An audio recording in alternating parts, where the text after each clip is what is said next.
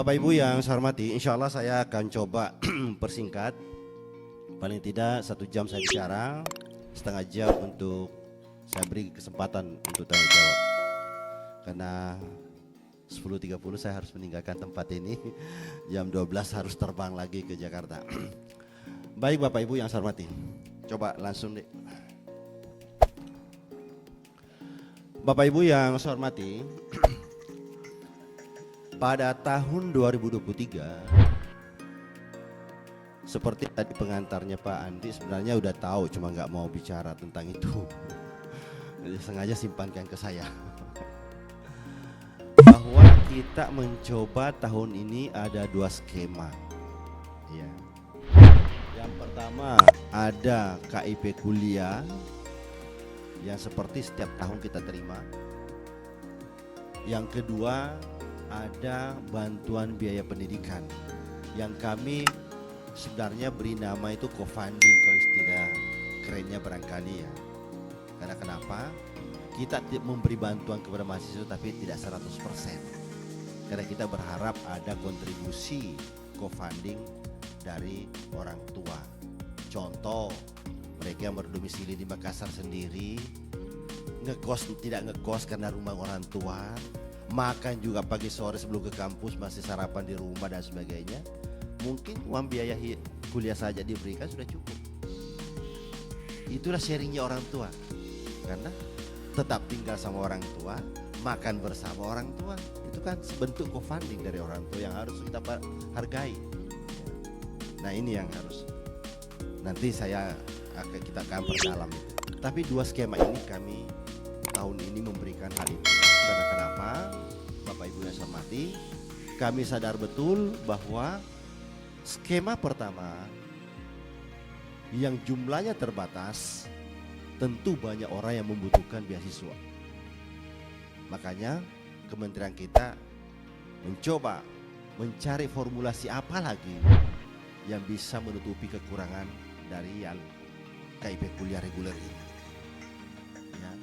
Karena tahun ini betul Bapak, anggaran kita tidak turun, tetapi sasaran turun.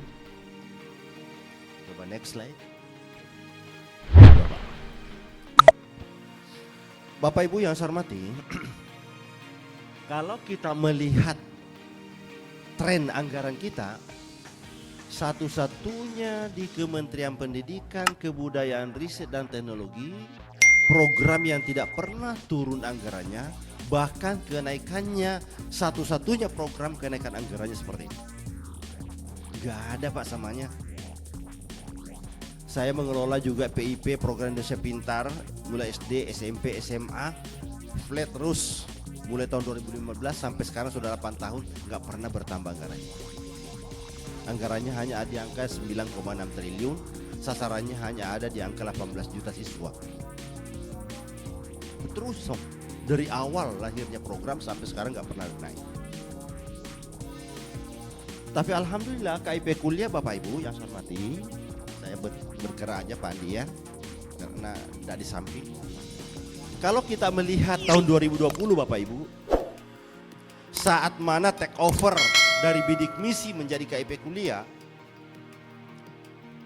anggaran kita 3,7 triliun. Ini Bapak, hanya 3,7 triliun anggaran kita dari bidik misi. Karena tahun 2020 kita mulai merubah nama KIP kuliah karena lahirnya Pusat Layanan Pembiayaan Pendidikan. 3,7 dengan sasaran mahasiswa 552.000. Ini Bapak Ibu. Begitu tahun 2021 kita merubah namanya KIP kuliah dengan pola penganggaran baru,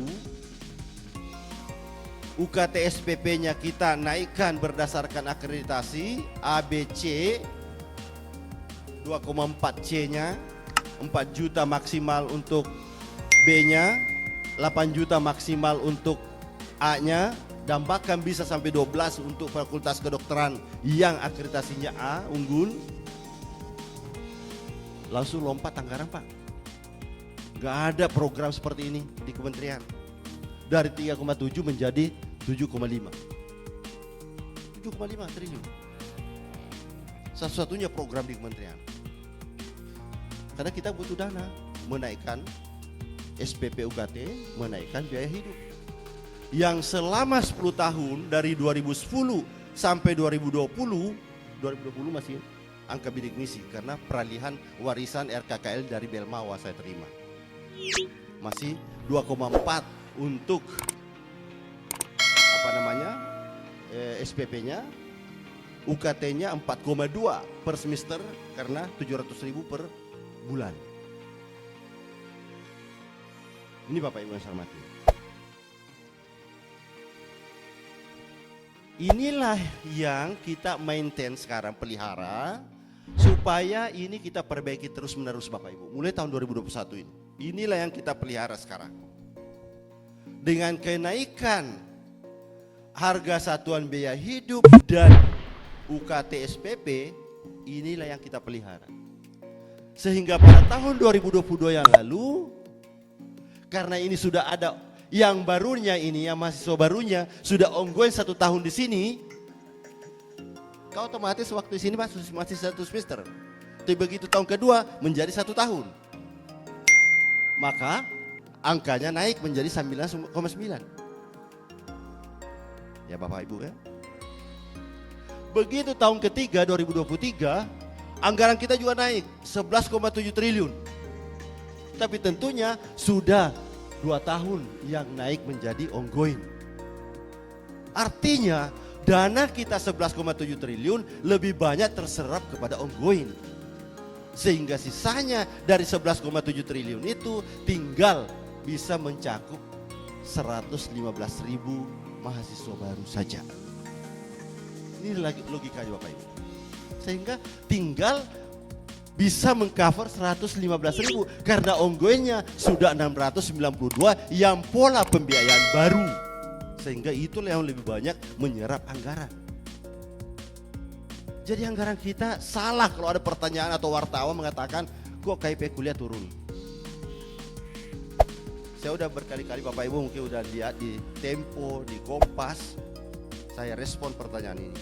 Karena kenapa? Banyak sekali yang menyetir bahwa kenapa di akhir periode Pak Jokowi justru KIP kuliah turun. Tidak turun Bapak Ibu. Anggaran kita naik terus. Tapi karena ini sudah ongoing tahun ketiga, ini yang harus kita sadari. Nah pertanyaannya, kenapa tidak diikuti dengan kenaikan juga sama flat untuk angka 200.000 umpamanya? Kalau 200.000 kami pertahankan Bapak Ibu di sini, maka kita butuh 12,8 triliun, bukan 11,7. Sehingga sekitar 1, berapa? 1, berapa kalau butuh 12,9, 12,8. Ya. 1,1. Butuh 1,1 triliun.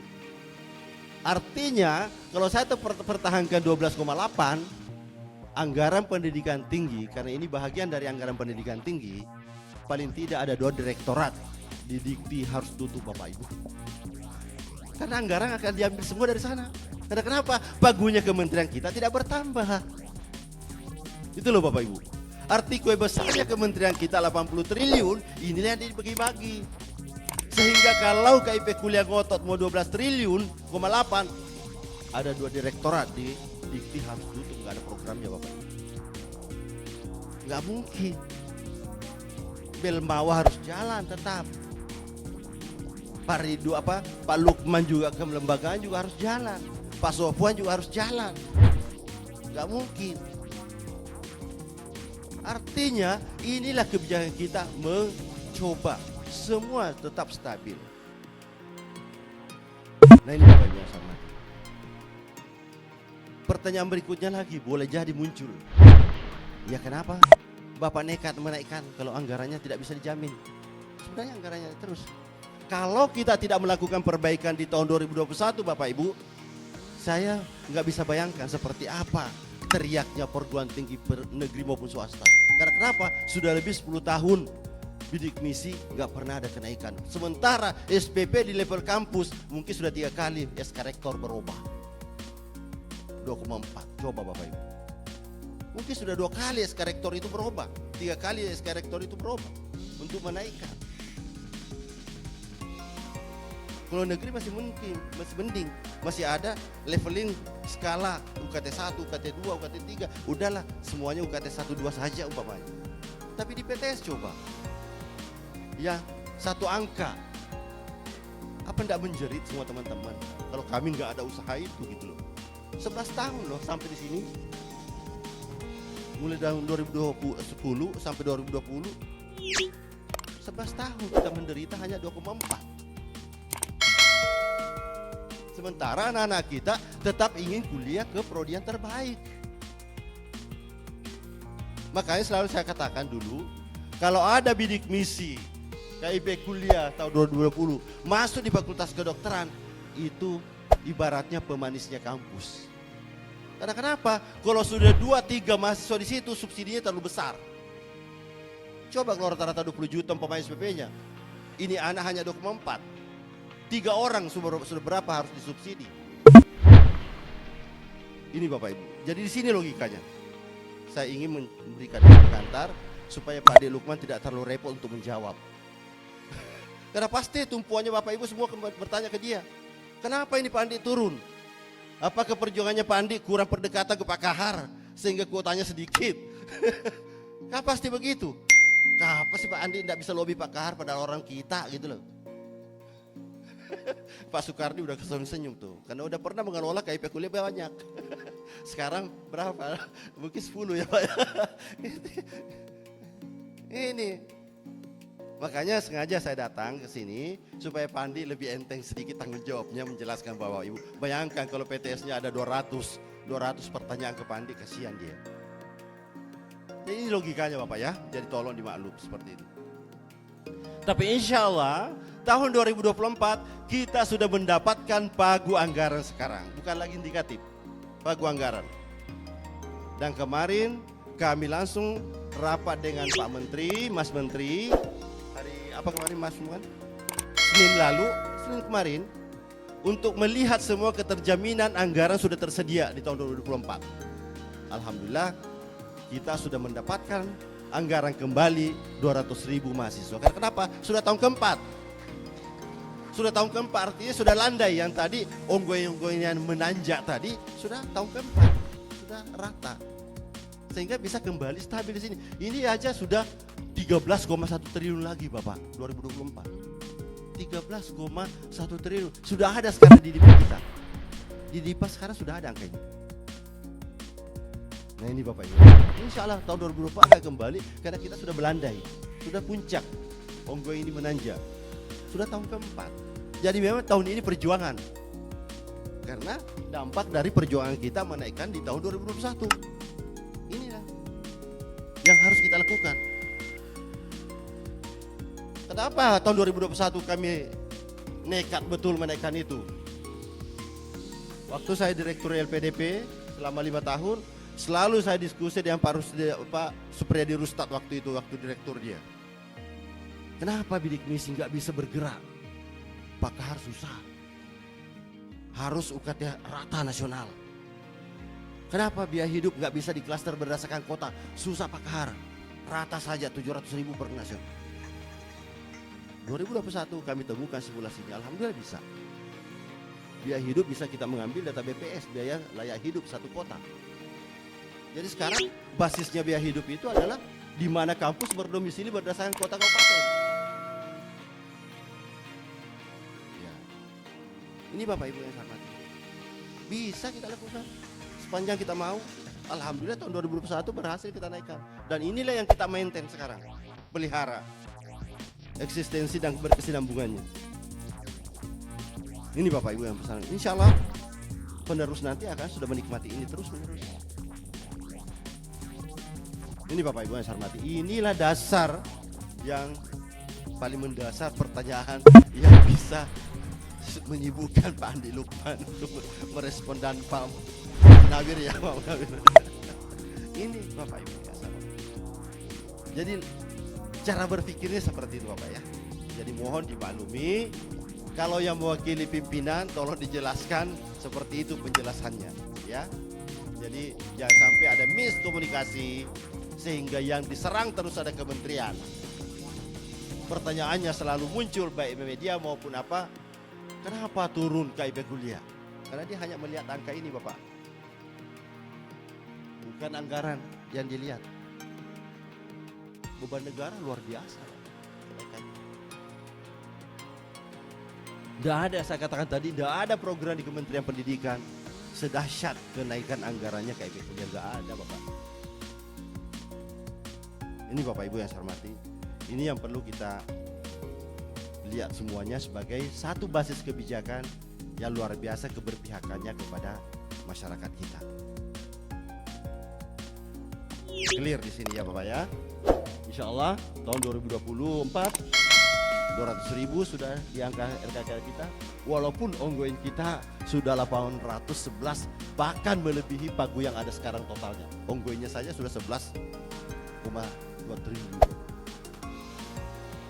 11,28 triliun, sudah sama pagu keseluruhan 2023 11,7. Inilah perjuangan, namanya perjuangan. Insya Allah tahun 2024 sudah kesananya sudah melandai.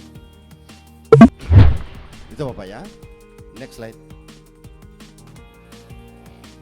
Bapak Ibu yang saya hormati, barangkali ini juga nanti tipnya ke Pak Andi Lukman, Pak Munawir ya, bahwa potret kita di tahun 2022 Bapak Ibu seperti ini ya, di mana kriteria atau indikator-indikator penerima KIP kuliah tidak berubah sebenarnya Bapak. Hanya ada satu tambahan. Ini Bapak. Ya ini. P3KE. Kemiskinan ekstrim. Datanya dari BKKBN. Berbasis keluarga. Nah, yang harus dipahami oleh Bapak Ibu semua, supaya Pak Andi Lukman, Pak Munawir enak juga menjelaskannya, adalah bahwa keenam kriteria ini tidak menjadi dan ya Pak ya, tapi ini atau ya Bapak ya, bukan pemegang KIP waktu Dikmen dan ini, tapi atau ya Pak ya. Jadi salah satu saja yang dipenuhi. Tapi ini berdasarkan urutan prioritas Bapak Ibu. Ini prioritas pertama, prioritas kedua, ketiga, keempat, kelima, keenam. Itu berdasarkan urutan prioritas. Tapi anehnya implementasi 2022 ini 43% Bapak Ibu. Ini 43%. 43% tahun 2022. Nah, artinya kalau kuota kita tahun ini untuk KIP kuliahnya berkurang, tolong Bapak Ibu inilah jadikan pedoman supaya nggak banyak yang protes. Prioritas pertama adalah pemegang KIP waktu Dikmen, pendidikan menengahnya, SMA, SMK, madrasah aliyah. Ya Bapak Ibu ya. Artinya prioritas pertama kolom kita mengambil data. Apakah 100% pemegang KIP kuliah, KIP Dikmen diterima? Jawaban saya tidak. Karena kenapa? Boleh jadi ada pemegang PIP waktu SMA, SMK, madrasah aliyah tidak sesuai dengan kriteria orang miskin. Boleh jadi. Dan justru Pak Ridwan, artinya Pak Ridwan menemukan hal itu. Tidak memenuhi syarat.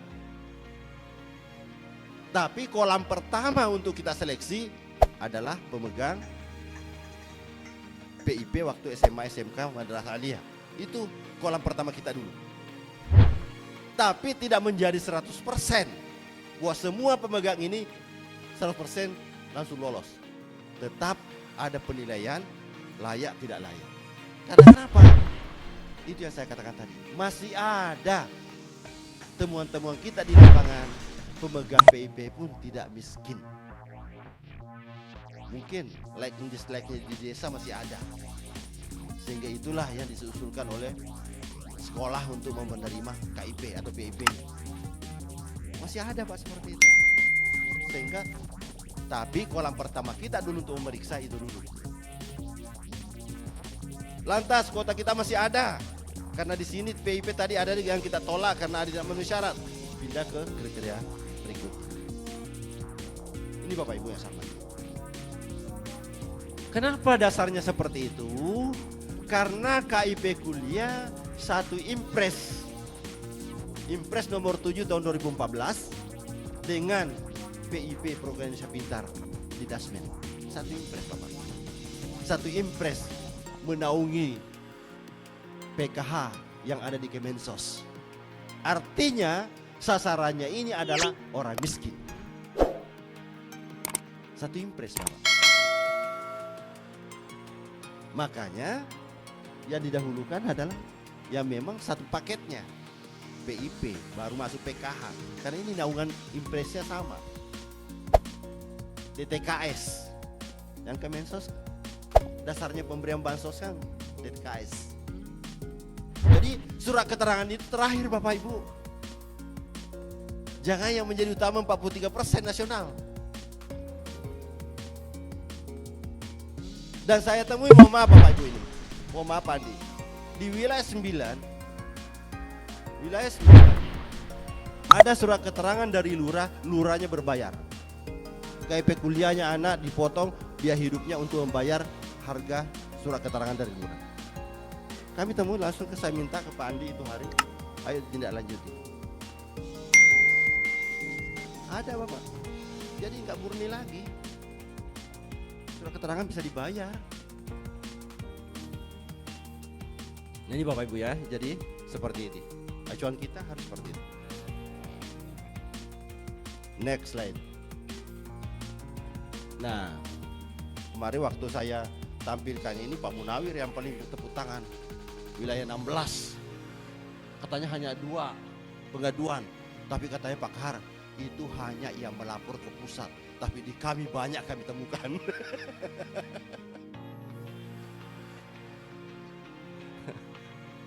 Jadi Bapak Ibu yang saya hormati, selama tahun 2022 jenis pengaduan KIP kuliah dan temuan BPK Ijen, ini ada 2 sumber data yang belum masuk. Jadi bukan hanya pengaduan, tapi temuan Ijen dan BPK, inilah rangkumannya Bapak Ibu. Ini rangkumannya. LLDT 9 berapa? 4 pengaduan. Tapi dibawa ke tapak teman-teman banyak pakar. Cuma mungkin tidak sampai mengadu ke pusat. Mungkin belum ketemu dengan BPK atau Ijen. Tapi kasus masih banyak. Ini Bapak Ibu ya. Jenis pengaduannya seperti apa kalau kita melihat kategorinya dan temuannya? 37,6% membayar biaya-biaya lain. Ini Bapak Ibu, tolong. Sudah diwakili oleh Dikti bahwa penerima penghargaan pengelola KIP kuliah terbaik ada wilayah 9. Terbaik di antara saya tidak katakan di antara terjelek enggak Pak. Di antara 16 LLDikti gitu loh Pak. Ya. Jadi 37,6% ini membayar biaya-biaya lain, ternyata kreatif teman-teman di lapangan. Kreatifnya seperti apa? Kenapa kami sampaikan kreatif seperti ini? Karena ini temuan BPK supaya jangan terulang kembali. Kreatifnya seperti apa? Membuat invoice tagihan dengan berbagai poin. Ini bayar, ini bayar, ini bayar. Jumlahnya sekian. Dipotonglah biaya hidupnya masuk. Tapi setelah disandingkan tagihan ini ke mahasiswa antara penerima KIP dengan reguler, ternyata berbeda tagihannya. Ada tagihan-tagihan muncul ke penerima KIP kuliah, tidak ada di reguler. Artinya invoice ini mengada-ada gitu loh.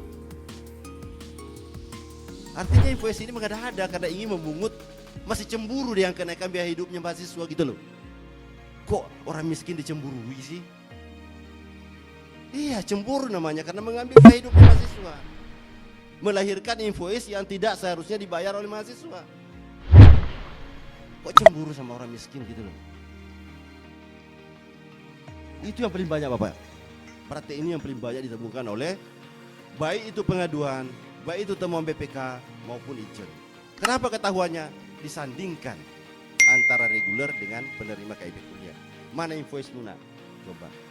Bukti pembayaranmu ini nih. Begitu ditanya ke reguler, tidak membayar ini, tidak membayar. Memang ada 2-3 yang dibayar sama-sama. Tapi ada 4 yang tidak dibayar oleh reguler. Ini Bapak Ibu. Tolong saudara-saudaraku pimpinan PTS yang hadir pada hari ini, baik luring maupun daring, kita harus luruskan semua ini. Kita harus luruskan semua niat. Kalau kita ingin memberikan KIP kuliah, niatnya harus seperti itu, menolong orang miskin. Karena memang sasarannya untuk orang miskin kok. Makanya saya katakan, jangan berlomba-lomba minta KIP kuliah. Berat tanggung jawabnya. Kenapa? Pertama, mencari yang memenuhi syarat. Jangan mencari orang yang butuh. Pasti semua mahasiswa dengan iklan dipasang gede-gedean umpamanya. Masuk sini berbagai, pasti pada mau semua, karena mau semua gratis, orang kaya pun mau gratis gitu loh Pak. Ini Bapak Ibu ya. Terbesar kedua adalah pemotongan biaya hidup yang tidak masuk kategori sana. Artinya tidak jelas, berarti bukan biaya hidup, tidak ada invoice. Mungkin transaksi di awal, boleh kamu menerima KIP kuliah, tapi bersedia menyetor biaya hidupmu karena dia keterima umpamanya 6, sekian per semester, 1 juta setor ya. Biaya operasional, biaya capeknya kami mengurus ke LLDK 9, biaya capek. Kalau mengatakan biaya capek masih mending, kalau dia katakan kita juga menyetor ke LLDK 9, itu bahaya. Boleh jadi mahasiswa ceplosan menerima informasi kepada Ijen gitu loh Bapak. Sekarang anak-anak bebas kok. Kami di Jakarta membuka sosial media untuk pengaduan, makanya ketemu langka seperti ini. Karena kita buka pengaduan. Sekarang era keterbukaan seperti itu nggak bisa kita tutup-tutupi. Anak-anak semakin berani di medsos. Ini Bapak Ibu yang sama. Nah, apalagi kalau berbunyi seperti itu. 50% kita simpan operasional kampus, 50% kita store ke LLDK 9. Ini Bapak ya, jadi tolong. Terbesar ketiga adalah tidak layak menerima yang saya katakan tadi di awal. Tidak memenuhi kriteria Bapak. Tidak memenuhi kriteria. Karena itu tadi. Karena banyak yang butuh, akhirnya berikan, padahal butuh itu dalam artian belum tentu memenuhi kriteria. Kemudian berikutnya yang banyak buku dan ATM dipegang pihak kampus. Masih ada seperti itu. Alasannya Pak, takut hilang. Kok mahasiswa takut hilang? Kalau anak SD masih mending Bapak, masih masuk akal dipegang ATM-nya. Anak SD jangan sampai hilang. Ini mahasiswa kok mau dipegangkan bukunya, mau dipegangkan ATM-nya gitu loh. Yang berikutnya, menagih selisih biaya pendidikan. Nah ini Bapak Ibu yang saya hormati, menagih selisih biaya pendidikan. Jadi membuat SK ganda. Yang penerima KIP kuliah yang diupload, disampaikan ke kami biaya retaannya sekian. Begitu kita sinkronkan dengan reguler, selisih. Selisihnya itulah berbayar. Pemanya akreditasi B karena bisa maksimal 4 juta. Iya Bapak. Oke, 4 juta dipakai maksimal. Tapi kebetulan prodi itu sebenarnya 5 juta. Akreditasi B-nya 5 juta. Akhirnya selisihnya 1 juta ditagih ke mahasiswa. Itu nggak boleh Bapak. Makanya saya katakan, berpikirlah sesuai dengan kriteria orang yang menerima KIP kuliah. Makanya selalu saya katakan, tanda petik Bapak Ibu ya, jangan terjemahkan yang lain. Tidak perlu terlalu ambisi dengan KIP kuliah. Tapi kalau ada orang yang memenuhi syarat, perlu kita tolong, itu yang kita tolong gitu loh. Tapi jangan sampai merusak kita. Akhirnya seperti itu tadi. Makanya inilah usaha kita sekarang menaikkan tahun 2021 tadi supaya mendekatkan SPP reguler Bapak Ibu gitu loh. Jangan terlalu jauh dengan 2,4. Sekarang kalau umpamanya 5 juta tadi, ini bisa dibayar pemerintah 4 juta, selisihnya 1 juta. Ya jangan terlalu banyak di prodi itu, sehingga tersubsidi yang baik gitu loh. Jangan mencari dari mahasiswanya, menarik 1 jutanya selisihnya, itu salah. Jadi penerima KIP kuliah tidak boleh lagi dipungut Bapak Ibu selisihnya, apapun alasannya. Ya, apapun alasannya tidak boleh dipungut selisihnya. Karena memang ini adalah bantuan sosial, jaring pengaman sosial bidang pendidikan. Jadi KIP kuliah ini bukan beasiswa umum, tapi jaring pengaman sosial bidang pendidikan. Jadi kalau dikategorikan miskin, apalagi mungkin di kampus Bapak Ibu memberlakukan diskon untuk orang miskin. Inilah sebenarnya. Kalau menerima KIP kuliah 4 juta, seharusnya 5 juta, itulah diskonnya Bapak Ibu 1 juta itu gitu loh. Jangan mumpung. Ada 4 juta. Kalau kamu diskon tadi 50%, berarti masih membayar 2,5 juta, kan sekarang 1 juta aja. Itu kan nggak benar. Jadi bukan diskon namanya, karena sudah ada dari pemerintah 4 juta. Jangan dipraktekkan lagi. Kalau diskon murni kamu dapat 50%, berarti kamu bayar 2,5 juta dan SPP-nya 5 juta. Sekarang sudah dikasih pemerintah 4 juta, maka kamu bayar tinggal 1 juta. Itu kan untung dari 2,5. Tidak seperti itu Pak kaidahnya. Kaidahnya adalah kalau sudah menerima KIP kuliah, tidak boleh lagi dibebani selisih SPP atau UKT di kampus Bapak Ibu.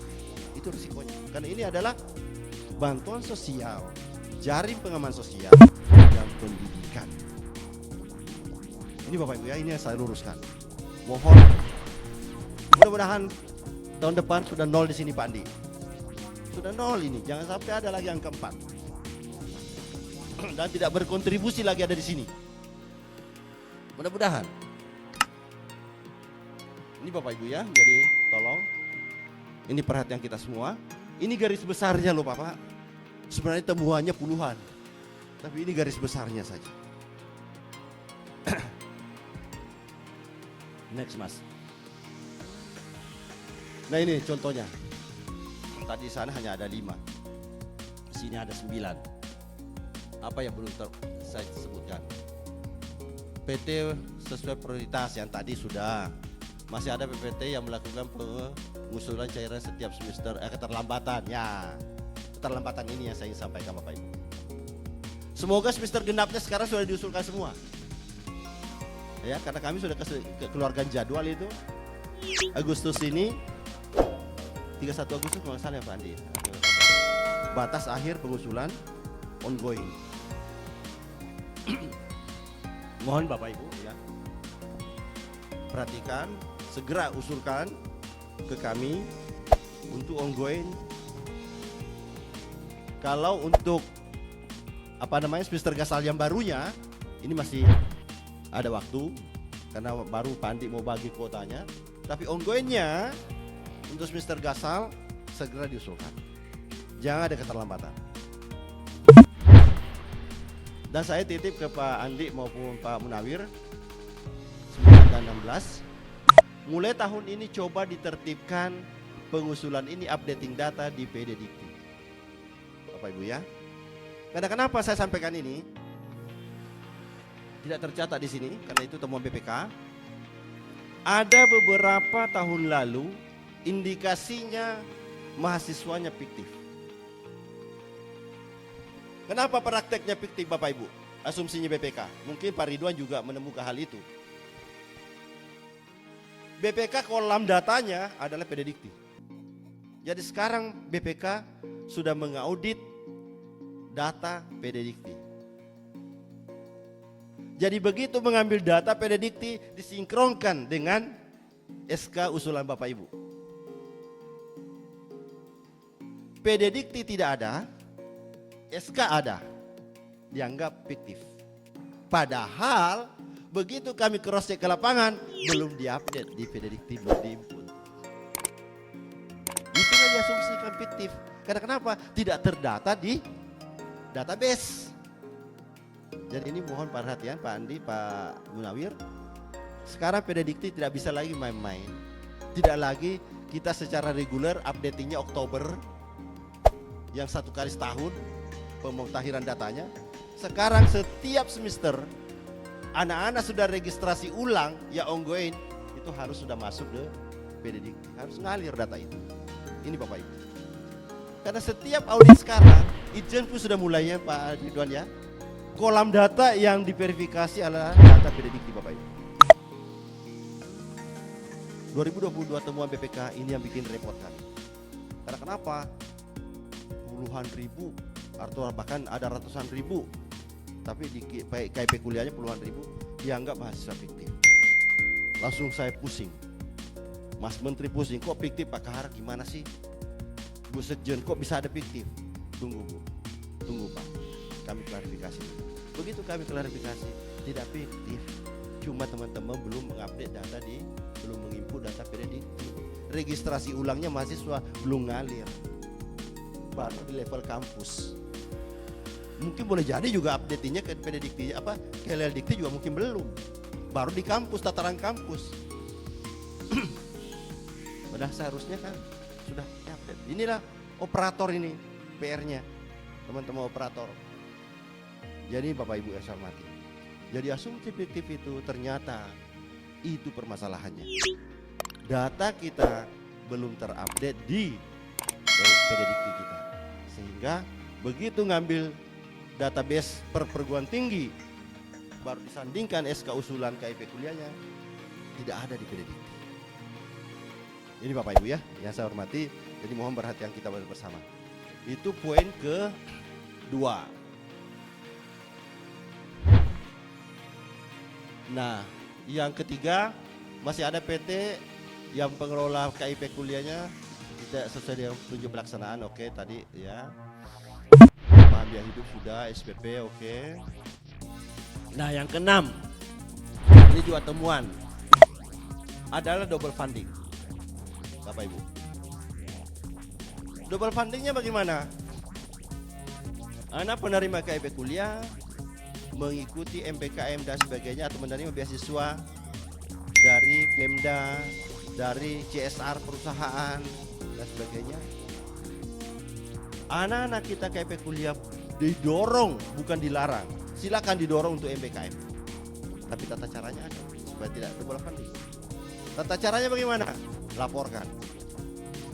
Penerima KIP kuliah si A mengikuti MPKM. Sehingga kami akan tetap membayarkan biaya SPP-nya ke Bapak, tapi biaya hidupnya kami stop, Belmawa yang bayar. Karena biaya hidup ada MPKM itu. Ya. Jadi itu Bapak. Karena kalau bayar dua-duanya, itulah double fundingnya biaya hidup. Kami justru mendorong Bapak Ibu, silakan anak kita. Kreativitas anak-anak kita silakan didorong untuk MBKM, untuk pertukaran pelajar dan sebagainya. Mengikuti ISMA dan sebagainya silakan. Tapi laporkan. Sehingga begitu dia ditetapkan sebagai penerima, tentunya kami dengan Belmawa sudah sinkron data. Kapan berangkatnya, kapan mulainya dia menerima biaya hidup, disitulah kami hentikan. Karena yang double funding di sini adalah biaya hidupnya, bukan SPP UKT-nya. Karena SPP UKT kan tetap wajib kita bayar supaya terdaftar sebagai mahasiswa. Tapi yang kita tidak bisa berikan adalah biaya hidup, supaya tidak double funding. Ini Bapak Ibu yang sabar. Itu yang banyak juga ditemukan. Ya tolong Bapak Ibu ya seperti itu. Bapak Ibu banyak banget ya pekerjaan kita. Ya Bu ya. Oke. Nah, nomor 9. Izin Bapak Ibu.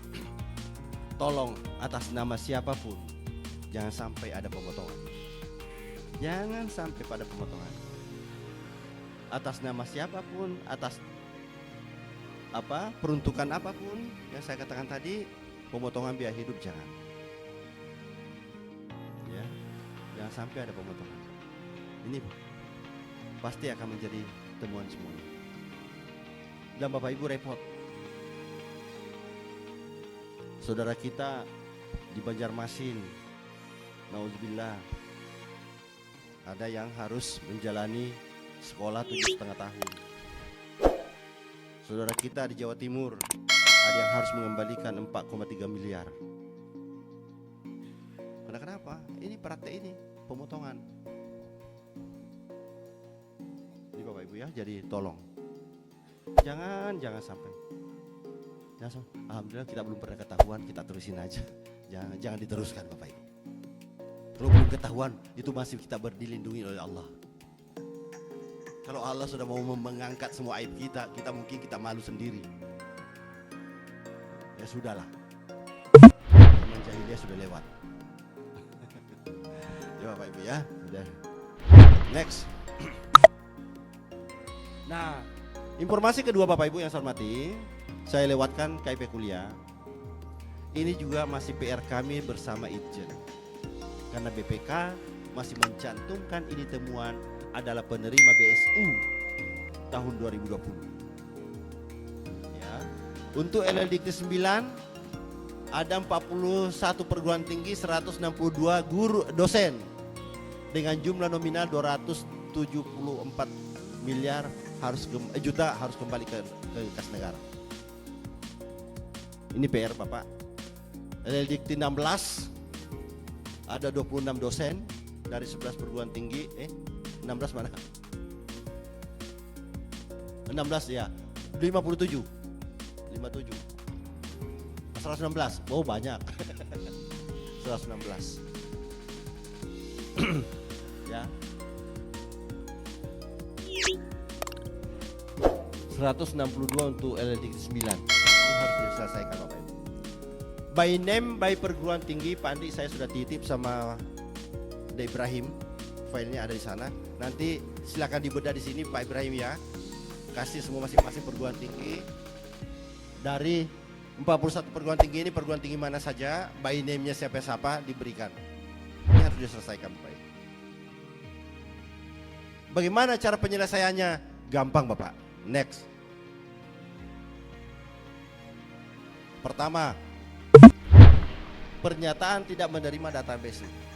Karena ada juga dosen merasa saya tidak pernah, karena memang tidak pernah mengambil dana. Kalau tidak merasa menerima, tinggal buat surat pernyataan seperti ini, selesai Bapak. Surat saja kok. Supaya gugur temuan itu gitu loh. Harus ada hitam di atas putih. Jadi membuat surat pernyataan begini aja. Dosen bersangkutan diketahui oleh pimpinan PTS. Selesai. Store ke LLDikti, nanti LLDikti meneruskan ke kami. Kalau merasa tidak menerima, ya. Case kedua, surat pernyataan eligible. Artinya oleh BPK menganggap tidak sesuai, tetapi yang bersangkutan mengatakan saya sesuai. Karena pendapatan saya kurang dari 5 juta. Sesuai kok. Apalagi ada invoice-nya bisa dibuktikan. Ini pada gaji saya setiap bulan. Ya buat aja surat pernyataan. Ya, lampirkan invoice bulanan dari kampus. Ini loh buktinya. Saya hanya menerima sekian. Selesai Bapak, nggak perlu dikembalikan kas negara. Karena merasa berhak menerima sesuai dengan kriteria eligible. Surat pernyataan seperti ini aja. Ya Pak. Karena ini temuan BPK. BPK itu kalau kita tidak gugurkan Bapak, ini terus menerus setiap tahun muncul terus. Dan oleh Pak Menteri, Pak Dirjen, ini akan dijadikan sebagai, diminta kepada LLDikti untuk dijadikan sebagai alat evaluasi. Temuan-temuan BPK ini penyelesaiannya tingkat perguruan tinggi bagaimana? Bapak Ibu ya. Satu lagi, kalau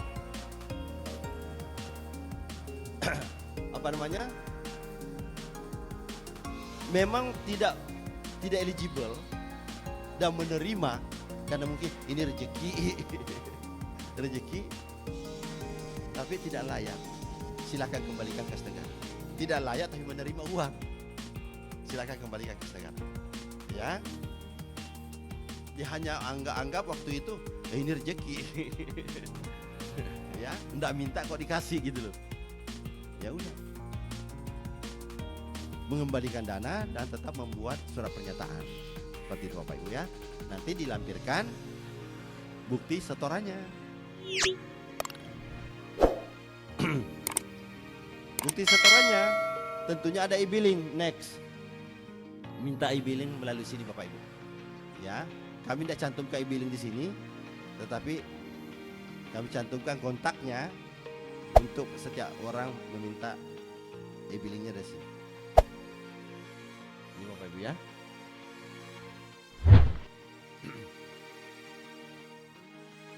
Nah, ini Bapak Ibu yang perlu saya sampaikan. Sudah tidak ada kan? Next, sudah nggak ada. Ya udah. Ini Bapak Ibu yang saya hormati, yang saya sampaikan pada pagi hari ini. Semoga kehadiran saya ada manfaatnya. Oh, skema kedua. Kembali ke slide pertama. Halaman 2. Pandi menagih. Oke. Bapak Ibu yang saya hormati, tadi sengaja saya tidak tuntaskan ini. Ya. Skema kedua ini adalah beda dengan bantuan UKT tahun 2020-2021. Ya Bapak Ibu ya. Pernahkah dulu tiba-tiba kami memberikan bantuan UKT? Karena itu dalam rangka penanganan pandemi. Makanya yang penanganan pandemi yang kemarin itu hanya simultan dan tidak berkelanjutan. Ya. Semester ini ada, semester depan belum tentu ada. Ada lagi karena pandemi masih berkepanjangan, 2021 2 kali, 2020 hanya 1 kali. Tapi kalau yang ini Bapak Ibu yang saya hormati, pertama perbedaannya dengan bantuan UKT. Kalau bantuan UKT tadi hanya 1 kali 1 semester, kalau ini berkelanjutan, makanya tetap termasuk beasiswa, kategori beasiswa. Ya, berkelanjutan. Kalau kita rekrut di semester awal ini, karena tidak cukup kuota KIP kuliah, setelah kita klaster, masih ada yang layak dan bersedia ini, berarti semester 1 kita akan biayai sampai semester 8. Ini Bapak Ibu. Jadi ini betul hanya ini tetap beasiswa, tapi hanya untuk membayarkan UKT SPP-nya saja. Ya, tidak ada biaya hidup. Karena kenapa? Itu yang saya katakan tadi. Apalagi teman-teman PTS di kabupaten, kan rata-rata orang di situ juga.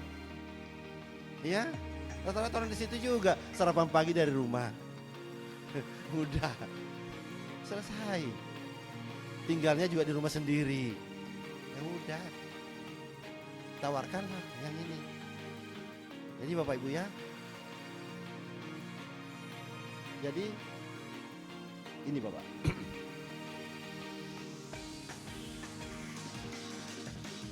Jadi nanti kalau Pak Andi mendistribusikan ini, karena ini juga saya sudah bagikan kuotanya. Ini juga saya sudah serahkan ke Pak Andi. Tinggal dibagi nanti. Bedanya, umpamanya Bapak dikasih 10, sehingga 24 juta. Ya. Kalau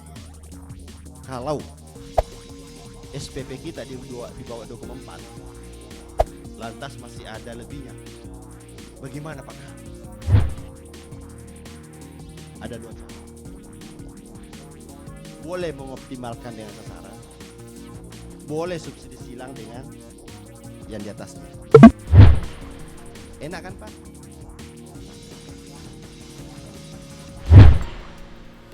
Umpamanya ada 3 juta, tapi ada yang 1 juta. Kan saling subsidi kan. Yang penting uangnya jangan lebih Bapak. Dikasih 24 juta itu aja pas. Ya. Pak Soekardi. Itu Bapak ya. Ini lebih fleksibel. Nah ini pasti banyak membantu. Banyak membantu orang. Bahkan sekarang saya membuat skema ini juga masuk ke dosen di BPI. Siapa tahu ada dosen tidak butuh biaya hidup karena kuliah di kota yang sama, tapi SPP-nya yang berat. Kenapa enggak kita berlakukan co-funding gitu loh, sharing cost, sharing budget seperti ini, supaya lebih banyak orang menikmati gitu loh. Ini Bapak Ibu ya, supaya hormati. Jadi inilah kebijakan yang kita ambil di tahun 2003 untuk mengobati kekurangannya tadi 115.000. Ya, jadi seperti itu Bapak ya. Jadi ini bisa dioptimalkan nantinya Bapak Ibu. Ini bisa dioptimalkan untuk itu. Ya. Dan semesternya Bapak, boleh yang start semester 1, boleh memilih dari semester 3, boleh mengambil dari semester 5. Fleksibel. Iya. Kalau KIP kuliah tadi hanya start semua dari semester 1, kalau ini boleh mengambil mahasiswa dari semester 1, semester 3, semester 5, maksimal semester 5. Apa ya? Jadi sangat fleksibel. Bisa mengobati betul di teman-teman di kampus. Ada tahun lalu yang tersisa karena kuota sedikit. Padahal hari ini tahun ini sudah setengah mati membayar. Itu pun sudah berkali-kali menghadap orang tuanya ke kita untuk minta diskon untuk ini. Mungkin ini bisa menolong. Kan seperti itu Bapak. Makanya kami buka bisa semester 3, bisa semester 5. Ini sangat terbuka. Ya. Dan dana yang diberikan kuota ke Bapak Ibu itu tadi yang saya katakan, yang penting jangan lebih dari pagunya. Karena kami kewalahan di 2024 nanti kalau lebih ke pagunya. Tapi kalau mempaskan jumlah pagu yang diberikan ke Pak Andi, dan catatan juga jangan kurang kuotanya. Ya, artinya kalau dikasih 10, 24 juta, uangnya nggak boleh lebih dari 24 juta, sasarannya nggak boleh kurang dari 10. Silakan tadi cross boleh. Karena ada yang 1 juta, saya mau ambil yang 3 juta. Boleh. Ya, Bapak Ibu ya, jadi seperti itu. Jadi ini adalah harga rata-rata yang kita